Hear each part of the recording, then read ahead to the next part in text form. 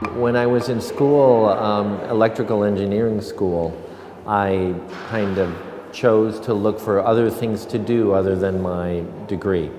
And I started to think about art at that time, and particularly filmmaking and video making.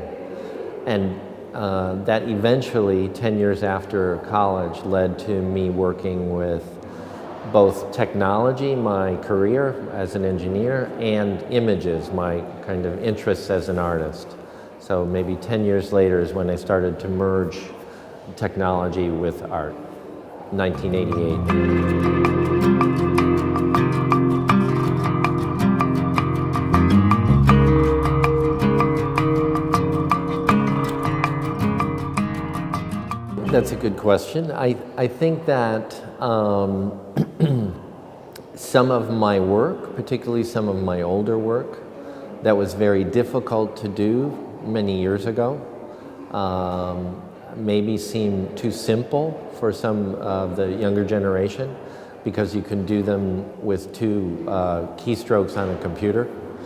And some of the other works that are maybe more perceptual, like the lead-based works, are pretty much seen the same by everyone because they have more to do with perception and less to do with technology.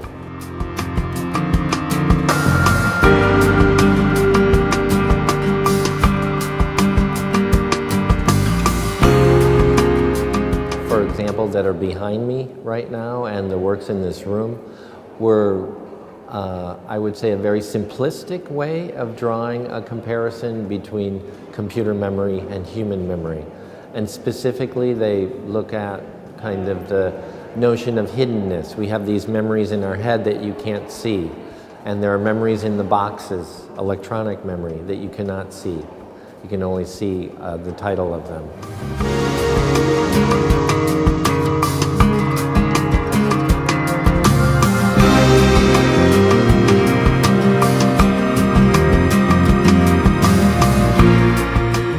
I think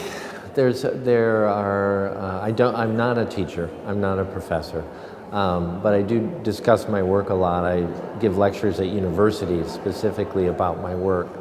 And when I think about students and younger kids getting into technology and thinking about how to use it for art, I have some kind of ways that I talk about that. One of them is that when you start with a new technology, you should throw your first 10 ideas away because they're the same 10 ideas that everyone has, and that you should wait until you have an idea that's really unique to you personally and also unique to the technology.